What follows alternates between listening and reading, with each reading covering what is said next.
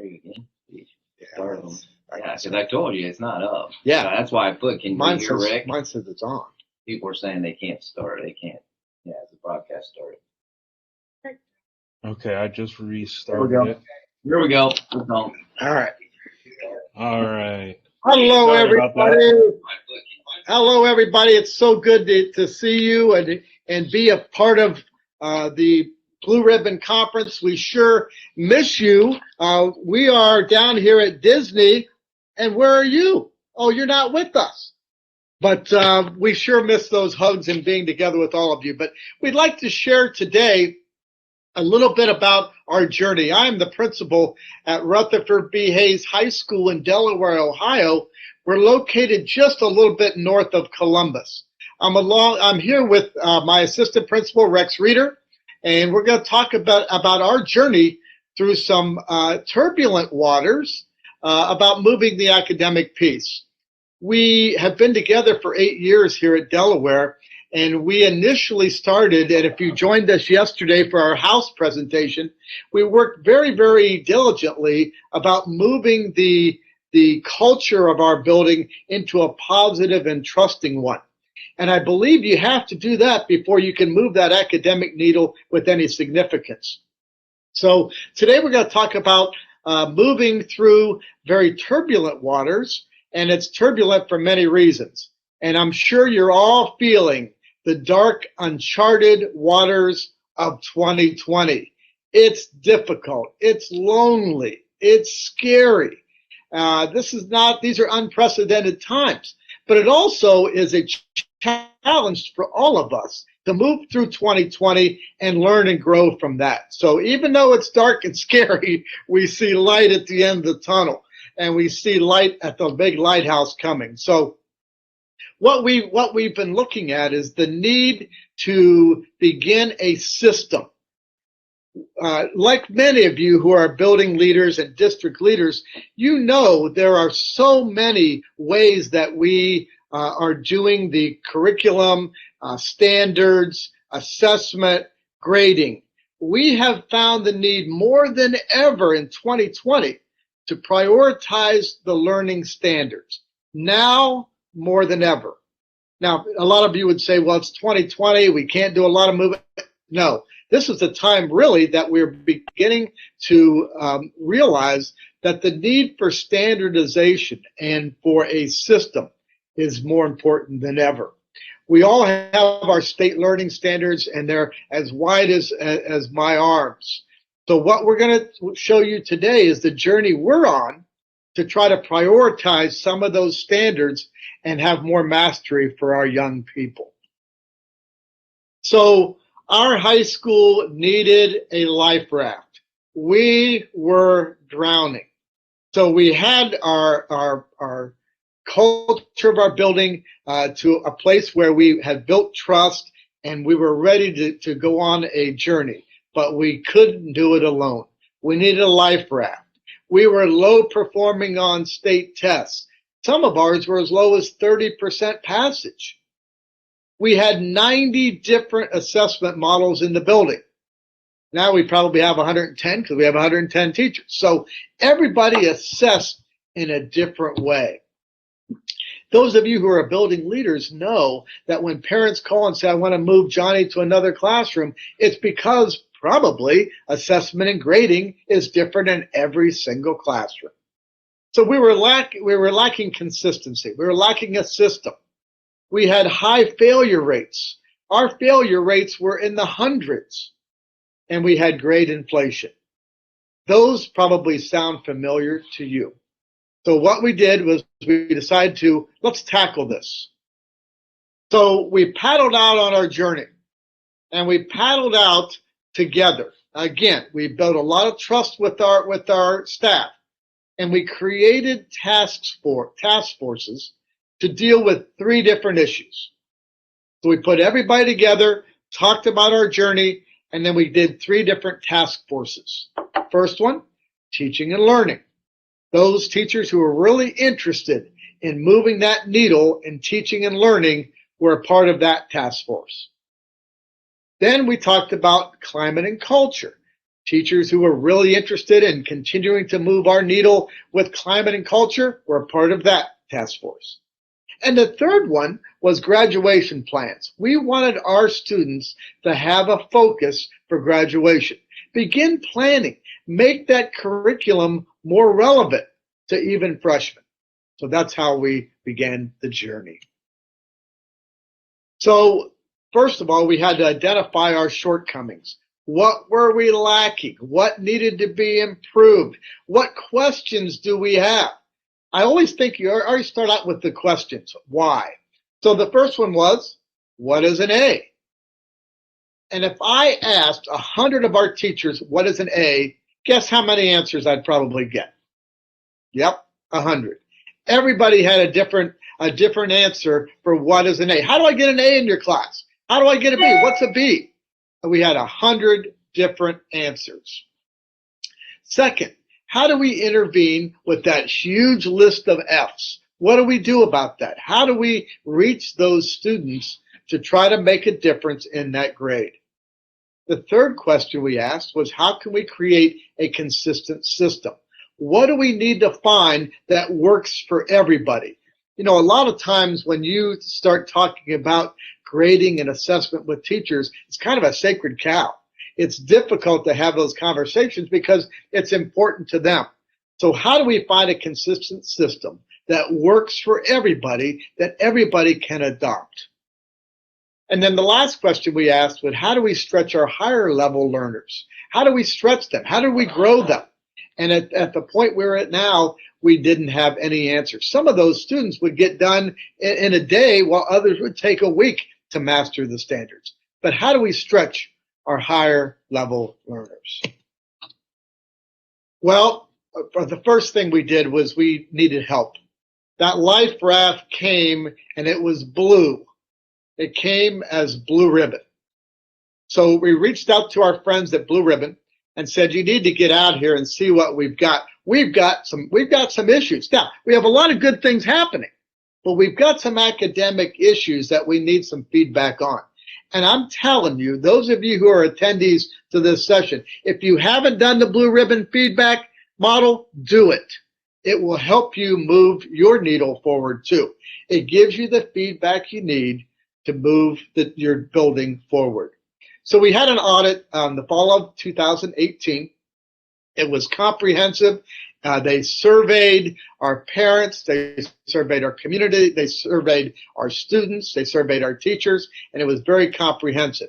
It gave us at least a starting point to see how we can move our academic needle. And what they found was in 25 years, they hadn't seen a more positive school culture. We had a lot of happy people. We had happy parents. We've got happy students. We have happy teachers. It was a very positive, warm feeling. But what we were lacking was a consistent academic framework. You can be happy, but you also have to make sure that you're moving the academic piece as well. So the feedback from Blue Ribbon was very, very helpful for us. So then we went to work, and we are going to see in just a minute the shark. And I'm going to introduce my assistant principal. This is Rex Reeder. He's not the shark. He really is assistant principal, and he's going to help us move this meeting. Rex? Good morning, everybody. Honored to be with you today to be able to work on some things and show you what we're doing. We did have a question in the chat. I'll mention some of this. Maureen, you asked about, could you share a little more about the strategy used to build trust with the staff? The first thing, Maureen, is we created 3 task force, and a task force looks like this. We sent out a survey first to the staff we just didn't pick the 3 areas. We let the staff do that. And we talked to students, they're part of that. And we also talked to other administrators, other buildings, community members. We included them all in that process. But to start, we tried to come up with 3 task force areas. And we asked the staff, we gave them a number of different things. You can name whatever you want as a choice. And it came down to those 3, teaching and learning, culture, and grad plans. So how those started was, and we allowed the staff to pick whichever one they wanted to join, because where are you passionate? What's your passion? Where do you want to see us better? What talents can you use? I mean, showing trust in your staff means you give them choice, and we trust them. They're professionals, and we want to hear from them. The next part in those task force, I want you to know they're completely open. We start with Post-its, and I want you to know I gave them some questions to start with. To what's the good? You can even go to the Western, the good, the bad, and the ugly. But what are some good things? Write those down on a Post-it, put it on a wall. What are some things you think we need to improve on? Put those on a wall. And what type of ideas to move the needle to go forward? We let every staff member respond, and the key is we gave them time to do this. We did this in our meetings. We took all of our meeting time, collaboration time, whatever we could to get feedback from our staff on where they wanted to move the needle. It came down to each of these groups then presenting to the whole staff. They presented. I didn't present. They presented to some areas they wanted to see us move the needle in. And then the staff gave feedback. And then again, we decided as building leaders with the department chairs, house deans, we have a number of building leaders where we would try to go from there. So the key is you've got to give them a voice. You've got to give them a system that allows them to be honest. Part of that was there's no parking lot discussions. The parking lot needs to be here. So we had a tab up. If you've got something you want to say it. It doesn't matter if administrators in here. I don't care if the superintendent, I don't care who. Say it, because I don't want parking lot discussion. So it really built their trust in that. But lastly, I can tell you, we do a lot of talk as educators. How much action do we truly do? And I'll show you some action here in a minute on some of the things we're doing, because I want to show you those. But the biggest thing is we took it serious in all three of those areas. We had 2 or 3 goals, and we solved every single one of those goals with our staff, and they were included in the process. So building trust, getting those people on board and allowing them a voice is very important to getting that going. It doesn't matter if we had custodians on there, we had secretaries, we had everybody, the athletic director, coaches, whatever you have. Everybody has to feel a part of your school if you want to build that trust factor. And they got to feel like they're being heard. I think that's the biggest thing that builds that trust in the building. So back to this. See if you can see me here. Sorry. The areas to attack, and yes, I'm not a shark, I promise, but the one thing is we decided on these 3 areas, and this is from the staff. Student failures. Our failures are huge. We had 656 Fs in the building. 656 Fs. I would tell you right now, we can't even determine why they're failing. Every teacher had a different reason why they're failing. So how does that feel? Every single teacher had a different reason why kids were failing. So no one knew. Counselor, we have intervention meetings all the time. They're a waste of time, because no one knows why they're failing. There's no system. We talk about, you hear from 6 different teachers on how they're grading. Great. Did you bring Kleenex boxes today and get bonus points or what? I mean, there's no reason why they're failing. We don't know why they're failing. So that was a huge thing. Grade inflation. We have grade inflation in the building. I mean, the A's, kids, we have plenty of students that do everything that's expected of them, but that doesn't mean they're an A student. But no one could tell us what's an A. I mean, that was a question that came up. You saw earlier, what is an A? What does that mean? Well, it's 90%, 95. You ask the students. We did a survey with the students, community members, and staff on what's an A. We got all kinds of different answers. I mean, no one could give us what's an A. Every single class, the students are playing teacher. So I need to do my work for this teacher. I need to bring them a Kleenex box for this teacher. I need to do all their work. And then some are really rigorous. I mean, some classes give work every night. That's great. I mean, everything's different. So that's an issue as we move forward. And then subjective grades versus objective grades. What do I mean by that? Objective is flat out, what can you do? We have a proficiency scale. I'll talk about that in a second. Yes, we're getting into Marzano, and I'll talk about it in a second. But what is a proficiency scale? Show me what I need to do. I'm not hiding it from you. I'm not giving you an 80 out of 90. A 90% grade. I'm not giving you an 80. I'm not giving you 70. This is what you have to do to get this grade. So all stakeholders, including students, staff, and our teaching staff, need to know what it takes to get this grade in a class. And that's what we're looking for as we move forward. We needed to find a research-based system. Building that trust, again, just so you know, is we allowed our staff to research across the nation what is a system, and I'll talk about a system. What is a system that we can be able to utilize to be able to get us on the same page? What's something very strong academically that allows us to be able to talk in teams and have a mission, because everybody has collaboration time. How many people are truly using the time? What do we use it for? I mean, in Delaware Hayes, before we were here, they lost the Wednesday morning thing because people would come in late, coffee time. We have department meetings. I'll be honest with you now. People don't meet sometimes because they don't have anything to talk about. Well, when you have a system, you always have something to talk about when I'll go through that. But we researched it. We looked for a framework that was congruent with our school team. We sent out teachers. I can't tell you enough. You want to build trust? We sent teachers to conferences to listen. We sent our department. We took our 5 core department chairs to a national conference to hear on a system. They came back in the first 30 minutes, and these were not all yes people. These were, half of them were no people. So they were not on board. I mean, they want to stay and teach their own way. I want all the no people at the table. Hey, let's go. I mean, you can't hide from them. You've got to take them on and say, hey, let's listen to you. What's the issues? What do you want to do? What do you want to prove? They were sold in the first hour. We need to move. And that's what sent us across the board to move. We took administrators. We've tried to get everybody involved in trying to find a system. Let me talk about simplify. So what we came back for, here's an example, and I'll show you our Algebra 1 priority standard proficiency scales, and I'll share it with any of you that you want. But here's the deal. Simplify. Delaware Hayes, when we first came in Algebra 1 on the state test, was scoring 38%. 38%. That means 38% of the kids were at proficient level. Proficient. So 38% almost puts us in academic watch. The first meeting, I told the Algebra 1 team, you're just teaching too much curriculum. No one's mastering anything. They can't do anything. So you're getting them there. You're not focusing on anything. They said, Rex, we have to do 22. We have to move 22 standards here. 26. I got to get through all these things. I said, great. You're getting through all of them and no one's learning anything. So we're going to simplify. Well, what happens if we fail? I said, blame me. That's fine. I mean, if I have to move on, I have to move on. I'm just telling you, simplify. So we simplified our curriculum down to 12 or 14 priority standards. We are now 4 years later scoring 90% on the state test. And you can say, Rex, it's not all about state testing. I hear that even from administrators above me in this district. And I'm like, well, when it's a graduation test, it is important.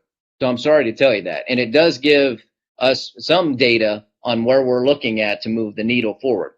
But we went for 38% to 90% 4 years later. So if you're looking to move the needle, listen to me on simplifying. It's look at the standards. Our test scores scored, as you can see. We based it on a process to be able to do that. It was not, hey, just pick what you like to teach. It was we looked at what's important. I'll show you a process, or as we've said it the whole time, a system on how to do that. Here's the Delaware way. So it'll be up here. We're on a 5-year plan. We're on probably year 3, but we want a system. So the system is going to be this as we move forward. We're looking at number 1 priority standards for every single course. So again, the Delaware way, it's a 5-year plan.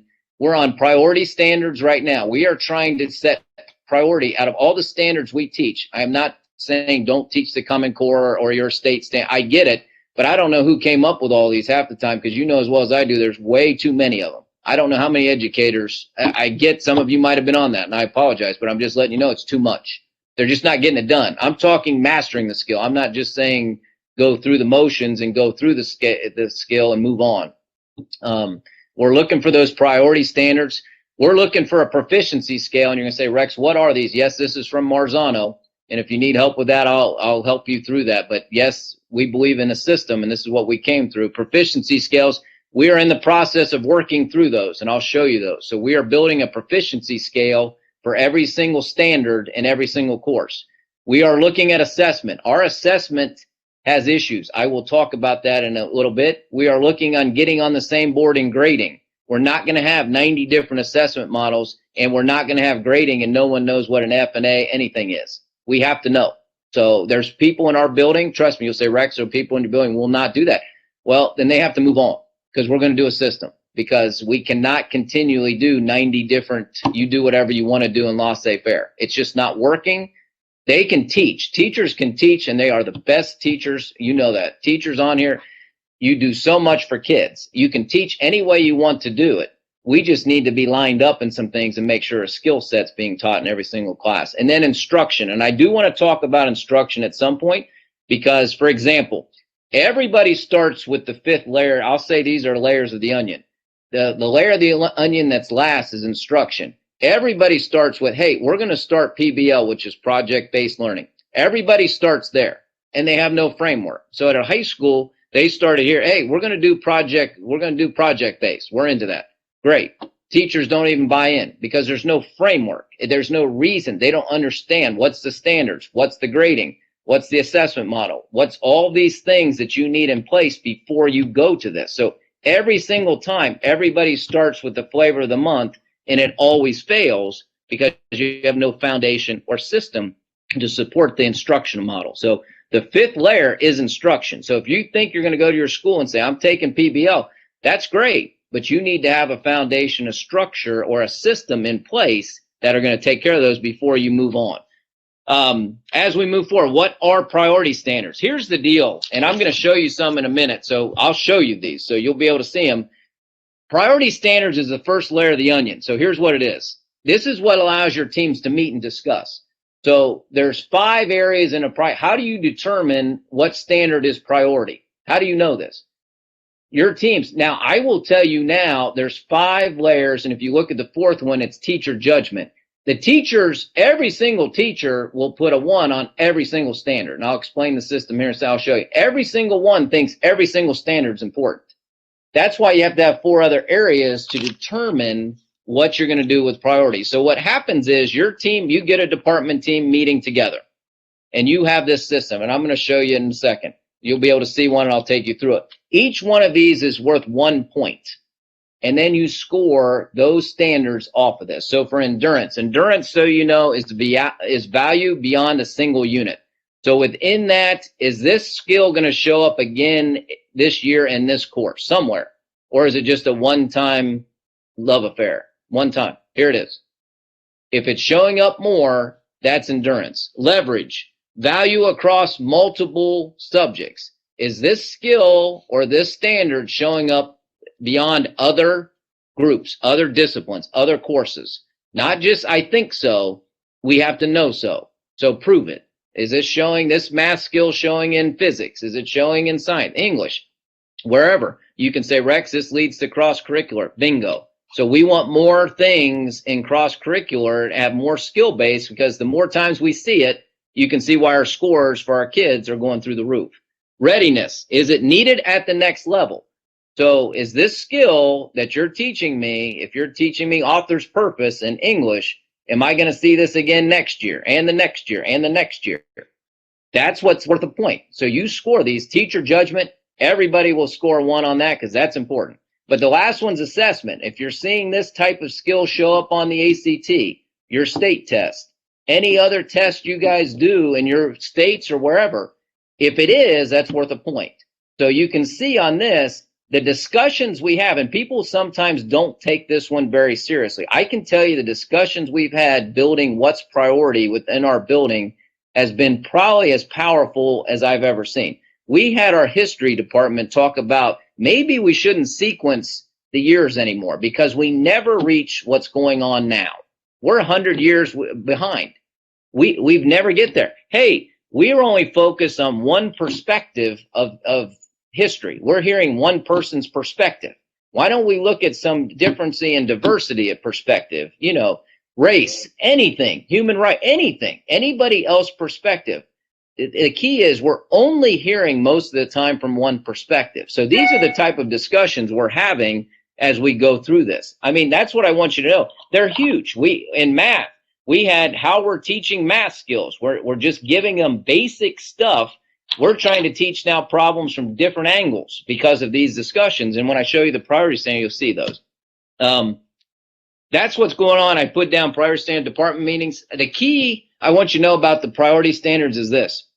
That meeting, you have new staff that come into a department.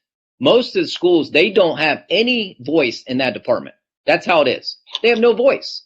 This system of being in this first layer of having priority standard meetings gives everybody a voice. I don't care if you're a veteran. I don't care if you are new. I don't care if you've been here 5 years. Everybody has a chance to speak and give feedback and research. We're researching in those meetings. It's not, we're putting Post-its up saying, where is this at? They have to work together. They can't do that in isolation. So it's not just the chair saying, here's your standards this year. Good luck to you, son. You know, the key is it's about us working together as a team. Everybody feels a part of that. And I think that's the biggest thing. Everybody has a voice in those meetings. And I can talk more about them if you want, or if you want to see me later. Proficiency scales, this is a second layer. And yes, I'm going to show you what this looks like in a second. Just stay with me. This is where a lot of the meat is. We're creating a proficiency scale for every priority standard. We're going to line every class up. We're going to line you up. So I'll talk about assessment and what mess we have going on here too. Intervention. We're going to use these in intervention. This is about objective grading, and I'll talk when I show you. Transparency for students. You know, a proficiency scale, and let me go to it here. I've got Algebra 1. Let me show you what this is about. So I'm going to click on this. I know it's behind a second, but I'll pull this up for you. I'll wait for it to see, but I'm going to show you Algebra 1. Now in Ohio, there's probably about 500 Algebra 1 standards. Sorry to tell you, no, I'm just kidding. But if you look at this, I've just clicked on it. Hopefully it's coming up on the presentation. You can see. So it should be coming. We've got priority standards, Algebra 1. I actually have proficiency scales and all of that. I'm not seeing it yet.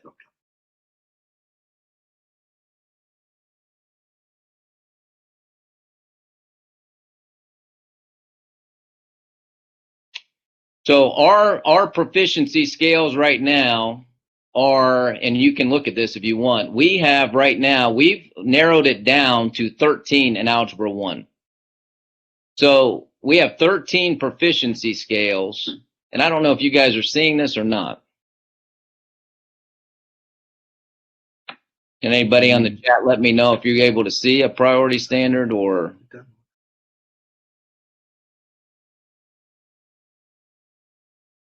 Hey, James, I hyperlinked it. It's not coming on to the system, just so you know.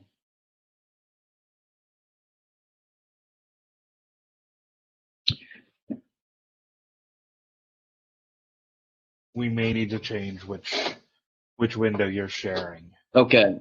Is there a way to do that? Because I think they're going to want to see this. I know you guys are going to want to see it.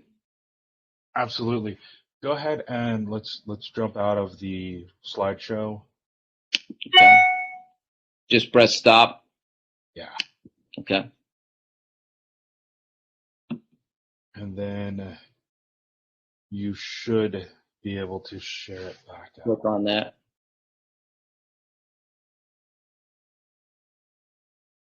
You should be able to click on share screen and be able to bring up that web browser that it came up in. Share screen. It's working. Let's see. Sorry, everybody. But I do want you to see this. So, Do I need to share it somewhere? Seeing it on. They are, but they're... If you go ahead and send me the link, I'll share my screen and get it to show up. Okay, let me see. James, let me give it to you. And what is it, Jay Holbert? Yep. Yeah.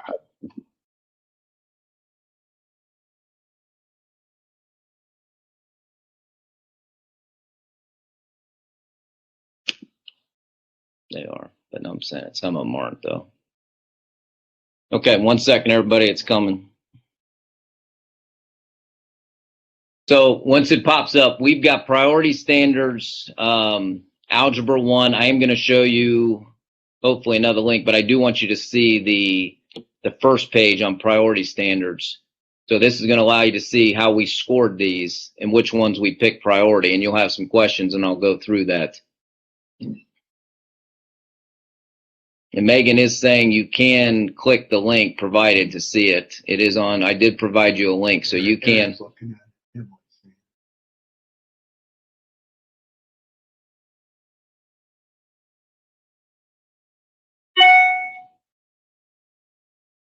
Yeah, so if they click on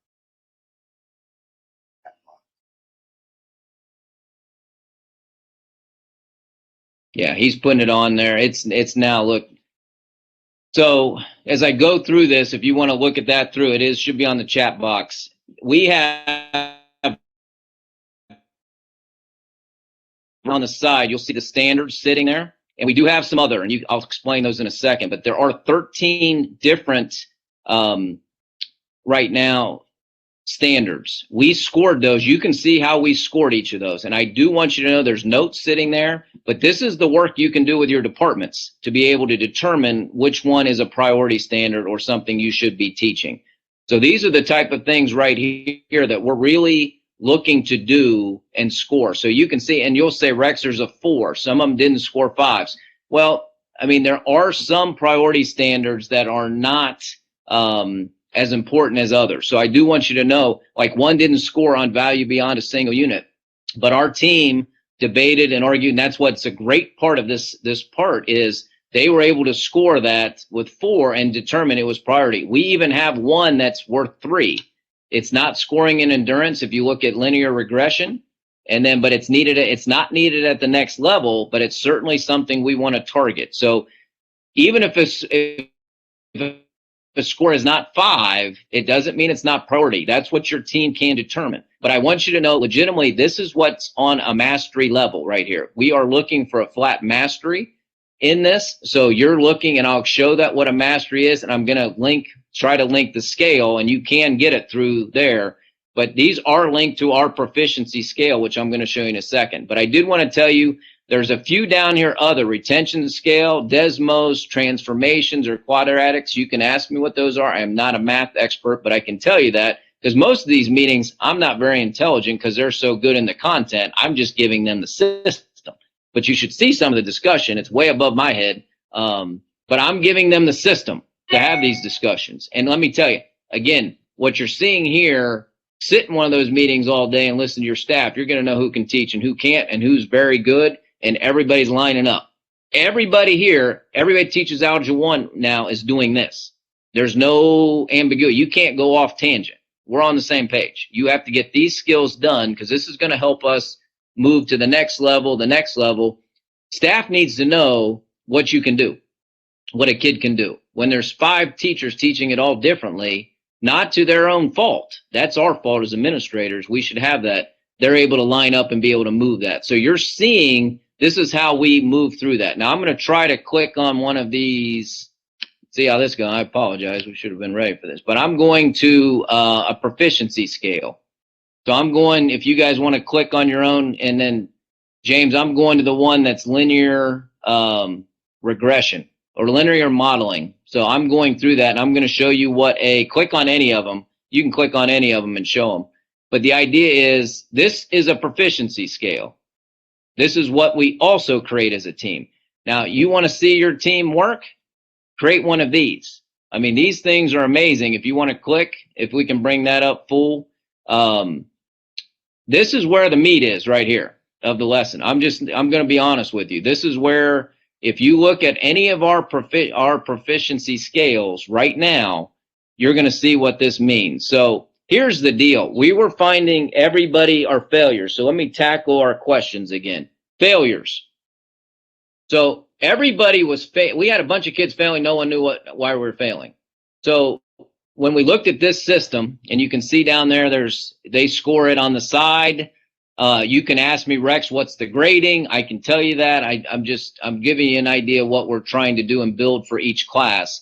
But the one is sitting as a D in some sense. So I'll give you this because everybody goes to grading, including teachers, students, parents, everybody. Well, what's the grade? What's the grade? What's the grade? That's all I hear. Well, I'm into what's the learning? What's the learning? What's the learning? But they're into the grade. So I'll tell you, a 1 sitting at a 2, a 4 sitting at an A+, a 3 is sitting probably at an A-, a 2 sitting at a C. And you're going to say, where's the other grades? I'll explain them as we go if you need that. But the failure part is, here's the deal. No one could tell based on our crazy 1940s, 50s grading system of 0 to 59 is an F. I've never understood why, and I'm sure you don't either, who decided 0 to 59 is an F. So that's fine if that's what you want to do. But, okay, the kid gets 5 right and you failed them. Okay, great. They feel really good about themselves. But the key is on this, I wanted more than just points. So what this is, if you look at the 2 right now, and that's the C, this is getting in range. The 3 is mastery. where we want to get everybody, but a 2 is right here. So there's something in the 2 called recognize or recalls terminology. So terms. So for math, we put in, don't give me a quiz on these, but in this one it says rate of change, slope, initial value, starting value. We listed a bunch of terms. So in our building, and this is part of building that trust, we went through every department and talked about this. So tell me, if a kid can tell you what those terms are they an F? Did they fail the course? They can tell you about it. They can tell you through that. And everybody agreed in our building that if a kid can talk about the terms within that standard, they're sitting at the 1. That's a D. So I'm not testing you. I might give, like Rick, we might have a virtual now, and it's helped us in virtual learning if you want to know. Tell me about rate. What's that mean? Okay, great. Tell me about rate of change. What's that mean? So this is a progression. This is an objective grading system. So we're starting with what the terms are. It's because you need to know that. And then as you move up, the 2 is more applying those terms. That's what you'll see in these. The 3 means you can do this at a pretty good level without any help. You can explain it to me. You can show me. You can work at it. And where the 4 is you're going past mastery. You're extending that. So I want you to know, in our building, the 3 was probably an A. That's where the grade inflation was. So we need to take it further because we're seeing kids struggle on the ACT. We had kids getting A's in our building and getting a 21 on the ACT. So the parents are wondering why they're not scoring higher. Well, we have grade inflation. And then now everybody in the building knows what an F is. So failures. If the counselor, hey, Rick, you're failing. Work on the terms in this standard right now. Do it. I mean, that's important for us to have that language so we're not just going through each teacher to do that. So these are proficiency scales. I could be on this all day. I'm not going to keep you on that because we have more things to show. But if you want more info, I have these. If you want to see these, we're working on these. This is a great start. Okay, let's see if we can go back. See if we can present. I don't know if we can get back on. Why am I always a failure? Rick, you're always the failure one. Okay, James, we might need to go back to sharing this again. Let's see here. Let's see, Rick, how do we do this? There should be a share Chrome. screen. Yep, let me go back to that. Yep, got it. So it should be popping back up. I really wanted you guys to be able to see what a priority standard, I'm sorry it took some time, and proficiency scale, because when you do this, hearing me doesn't mean anything. Seeing something probably means a lot more to you. I showed you Algebra 1. That's transformed Algebra 1. I do have world history on this.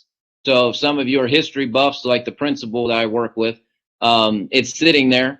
So you do have that one. I do want to talk about this, and I'm not going to show you this, but you're going to say, we had a lot of teachers worried about, and I can share these with you. We are working on these. It's called, my next slide will be the habits of work, because everybody's so concerned about work completion.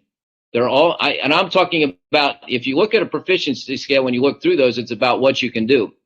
There's nowhere in there just talking about, hey, you work hard. Okay. You worked hard. Great. Your attendance, all these things, people do great on that. I'm telling you, we have people great on that. That's what we found. You'd be like, what? Yes, we all do. So habits of work, we're creating something. We're going to have 2 or 3 things next year that the whole staff will do on habits of work. So work completion, we're going to do a proficiency scale on work completion. No grade though. I'm not grading those. No more grading for habits of work. Nothing. It's just feedback. We're going to give that feedback to parents. I'm a parent. I have 2 kids. I would love to hear the feedback on my kids' presentation skill or attendance or habits of work. Work ethic. So we're going to create proficiency scales in any of these areas that our teachers think you have to teach these skills. They have to teach them to work hard. That's why I give so many hours of homework. Why? They already know the topic. They already had a 4 on the proficiency scale. Why are you giving them busy work? Well, what should I do? Well, move them on. But the idea is habits of work, we're going to give feedback. I'm not grading those anymore. So if you want to see some of those, let me know. And I'll send you those too. Let me do a quick proficiency scale with you. I used to play tennis in a galaxy far away a long time ago. Let me give you one right now. So if I was going to teach you to serve in tennis, and it's going to come up. If I'm going to teach you to serve in tennis, this is how you do a proficiency scale. I'm going to start with our goal, which is a 3. My goal is for you to serve the ball in the box. That would be a good day for me. If I could get you to serve the ball in the box, that would be great. Let me give you some terms in the 2. You're going to have a toss, grip, motion, stance. Those are terms I want you to know. When you get done, if you can do those terms, you're suddenly not a beginner tennis player. You're not a failure for me right now.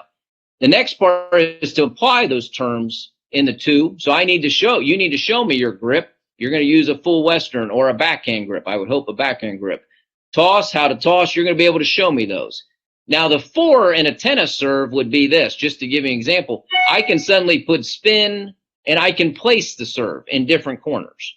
So you can see there's a higher level skill set at the 4. I'm extending our top students because I'm really tired, to be honest, as an administrator. I want to help all the failures, but heavens forbid, educators, we need to help our top students. We just tell them most of the time, hey, nice job, keep doing what you're doing. They need to be taught. They need to be taught and extended. So we owe that to them. They need to earn that top grade. So I need to be able to teach you spin and play serve if you're going to go against the best people in this world in these different skills and not have a false sense of where you're at. So that's really important that we extend our top learners, and that's what those proficiency scales allow you to do. Couple things, assessment and grading. That's the 4th. This is the 3rd and 4th layer. Here's American Lit example. Why are we doing this? We had 4 different teachers teaching American literature. I got 4 different grade book and assessments from those teachers. 4. So they all brought them in. I showed the chair. I said, so you're questioning why we're going to go to some system. Let me show you what difference the kids are getting in all of your classes. So they all are graded differently. Some had 3 assessments, some had 10. You don't think kids talk? I want, Mr. Strange's because he's easy, and I don't want Mrs. Backus because she's mean. She's giving us all these things. So the point is they need to be lined up. There shouldn't be any of this. As an administrator, I don't need to talk about why, this teacher or this teacher, you should have this teacher. It should be, we're teaching the same standards. We have the same proficiency scales. We have this. They might teach differently. Great. But you're still being graded the same way. That's important. So the goal is to be consistent. And I put down there no more Kleenex boxes. But I do want to give you a chemistry example. Here's what the deal is with parents. I went to the conference and I heard the speaker talk about a chemistry. He had probably one of the smartest doctors come in, and his kid was getting a C. And he demanded to see the teacher and the principal and what's going on in this class because he wanted to know. So the principal asked the chemistry teacher, hey, bring me all your proficiency scales. Bring them. Because most of the time these meetings go south because the teacher, well, you need to work harder. And the teachers, it's not the teacher's fault. They don't have a system. I mean, our teachers do such a great job trying to help kids, but this allows them to answer these parent questions. So, I wanted them, and then he laid out, this parent came in, laid out all the proficiency scale. Didn't have the teacher because our job is to support our teachers. We're going to do that 100%. So laid it out, and the teacher said, and the parent came in and said, he's scoring here, he's in the 2 here, 2 here, 2 here. So he needs to be able to do this to get an A. He told his son, hey, Jimmy, show him you can do this right. Can you do this? Dad, I can't do that. I said, so he asked the teacher, what does he need to do? Well, here's the practice. Here's the work you need to do. Here's the prep. When you're ready, show me, and then the grade can change. If you can do it right now, I'll give you the A, sir. But if not, he's got to be able to do that. This isn't me giving him points and you can't bring Kleenex boxes or, try to intimidate for a grade. This is what it is. So you have to be able to do that as we're going forward. But that's important. Parents, the conversations change really quickly back to what the student does and not on the teachers. And that's our job as administrators, to take care of our staff and be able to do that. Instruction. We talked about this before. Everyone starts with this phase. I said it before. We've had 3 here, blended learning. Great. It's great. I believe in all these. But the problem is you can't start with these. So build the frame. Again, that's you want to do your priority standards, proficiency scales, build the assessment model. If you want me to go through more on proficiency, how to do assessment, it's there, and grading. We have to line up as grades, and you need to move forward as you're going there. Here's a couple quick examples, and then I'll let Rick finish because I probably said too much. But here's the deal. What we're seeing in our departments is very powerful. There's a lot of discussion. We talked about trust. I know some of you asked about that. They trust in the system. We had visual arts come in. Let me give you this quick example. Visual arts came in and said, Rex, you're crazy with these things. How are we going to do these? So you know what came out of it? We had an hour-and-a-half discussion pretty much on, we found out what they were grading on. Here's what visual arts, go back and check your visual arts. They were grading on final product because they don't have any time. So they asked them to do this product or this picture or this painting or drawing or pot, whatever they were doing, you know, clay pot, whatever they were doing.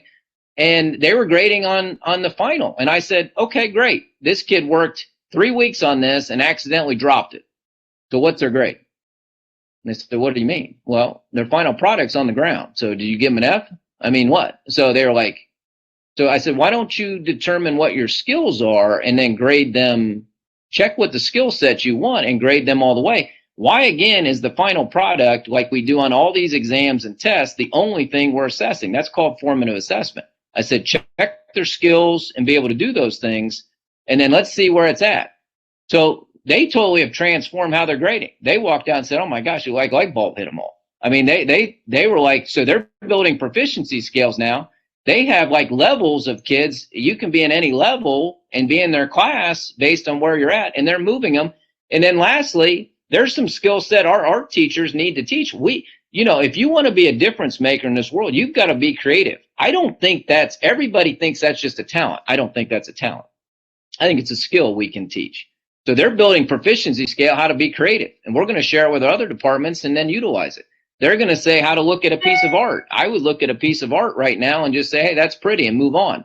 We should have a proficiency scale. How do you learn the system to be able to learn, to be able to look at something and look at it differently?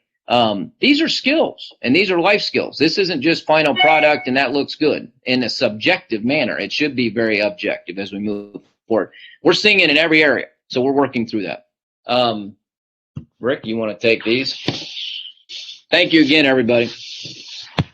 I'm telling you, Rex could talk the next 3 days. So curl up, get a pillow, because Rex will continue to talk about them. So what have we seen with all the work? And I got to tell you, the conversations with our staff are the most collaborative, sometimes aggressive, because they're passionate about this, and it's now given us a system.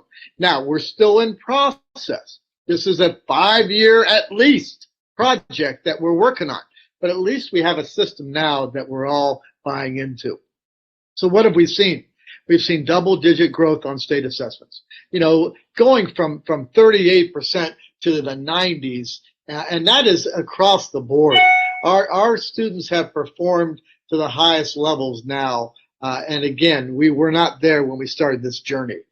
We have a unified framework. When a new teacher comes in, we can give them, here are the priority standards that we need you to teach this year. Any way you want. We hired you to be independent in that way, but here's at least a framework that we would expect. You know, the other thing is the common language. It is so cool to walk through the halls, to go in classrooms and hear teachers and students being able to articulate a common language with priority students' proficiency skills. It's beautiful. We've also personalized learning, that students that we can now stretch at the upper levels, we can intervene at the students with lower levels, but it's transparent. Everybody knows what the learning expectations are. And in the end, we've reduced student failures. We've reduced student failures. Struggling students now have the hope to perform. Our top students now have opportunities to get better, to grow and stretch like they've never had before. So, and I think in the long run, we've separated the skills from the work habits. No more points for effort, no more points for attendance, but we're still going to give you feedback on those items. It has been transformational, and the fact that you spent the morning with us means a great deal to us. The learning still can continue. Reach out to us. We'd be happy to share through email, through phone calls, or through Zoom anytime you want to. We're here to help you. Questions in chat. Put them in the We chat. have a number of people who have put some questions in chat. Please continue to do that if you would. and we'll answer those as we go. Any questions? If you have any questions at all, put them on the chat room, and we'll answer those. Hey, thank you so much from the bottom of our heart. Thank you for Blue Ribbon for giving us the opportunity to speak, and we love it. So I'll share our contact information with you on the last slide. Feel free to reach out and see us. Have a great day. Enjoy the rest of the conference. Thank you. School have a Twitter? Tell them. Does your school have a Twitter? Does our school have a Twitter? Say yes. Ours does, yes. Yeah, oh, yeah. Ours has a We're Twitter. still on. Yeah, ours has a Twitter. You want to put it in? I did. It's